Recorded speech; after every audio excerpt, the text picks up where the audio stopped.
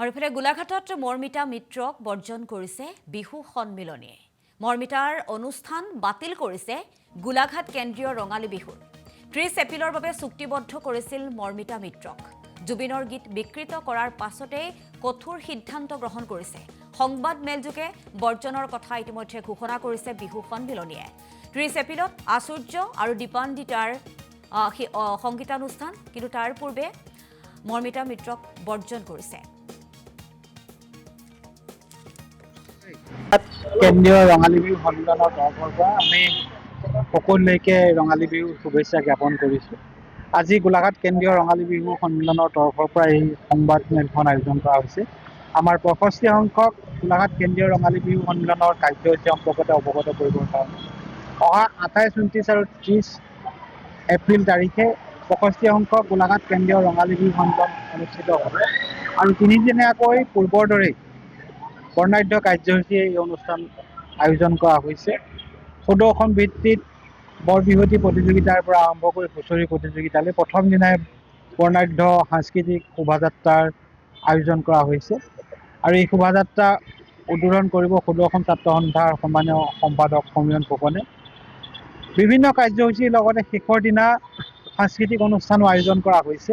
ইতিমধ্যে গোলাঘাট কেন্দ্ৰীয় ৰঙালী বিহু সন্মিলনে কণ্ঠশিল্পী মৰ্মিতা মিত্ৰৰ লগত এক বুজাপৰাৰ চুক্তি কৰিছিলে আৰু সেইমতে তেখেতক 30 তাৰিখে ইয়াত অনুষ্ঠান পৰিৱেশন কৰাৰ কথা আছিল।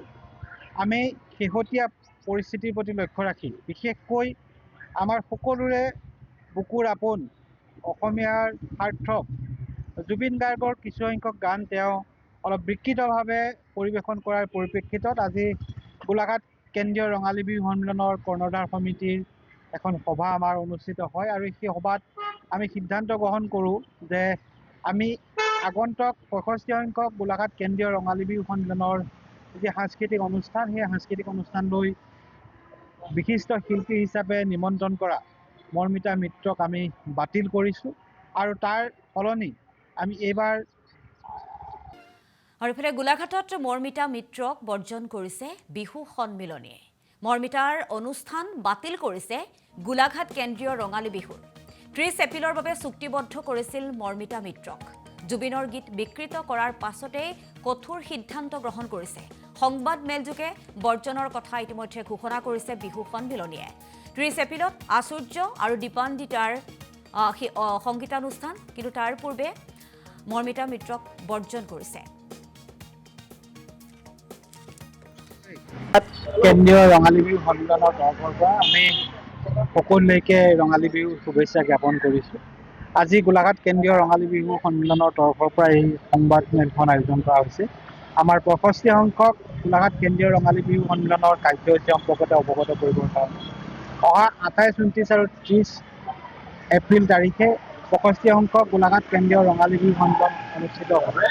আৰু তিনিদিনীয়াকৈ পূৰ্বৰ দৰেই বৰ্ণাঢ্য কাৰ্যসূচীয়ে এই অনুষ্ঠান আয়োজন কৰা হৈছে।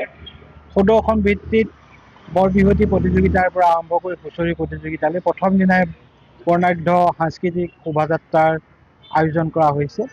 আৰু এই শোভাযাত্ৰা উদ্বোধন কৰিব সুদৰ্শন ছাত্ৰ সন্থাৰ সন্মানীয় সম্পাদক সমীৰণ ফুকনে। বিভিন্ন কাৰ্যসূচীৰ লগতে শেষৰ দিনা সাংস্কৃতিক অনুষ্ঠানো আয়োজন কৰা হৈছে।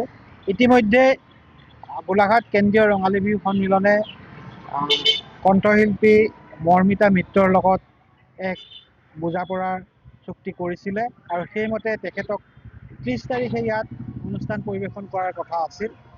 আমি শেহতীয়া পৰিস্থিতিৰ প্ৰতি লক্ষ্য ৰাখি বিশেষকৈ আমাৰ সকলোৰে বুকুৰ আপোন অসমীয়াৰ সাৰ্থক জুবিন গাৰ্গৰ কিছুসংখ্যক গান তেওঁ অলপ বিকৃতভাৱে পৰিৱেশন কৰাৰ পৰিপ্ৰেক্ষিতত আজি গোলাঘাট কেন্দ্ৰীয় ৰঙালী বিহু সন্মিলনৰ কৰ্ণধাৰ সমিতিৰ এখন সভা আমাৰ অনুষ্ঠিত হয়। আৰু সেই সভাত আমি সিদ্ধান্ত গ্ৰহণ কৰোঁ যে আমি আগন্তুক 65 সংখ্যক গোলাঘাট কেন্দ্ৰীয় ৰঙালী বিহু সন্মিলনৰ যি সাংস্কৃতিক অনুষ্ঠান, সেই সাংস্কৃতিক অনুষ্ঠানলৈ বিশিষ্ট শিল্পী হিচাপে নিমন্ত্ৰণ কৰা মৰ্মিতা মিত্ৰক আমি বাতিল কৰিছোঁ।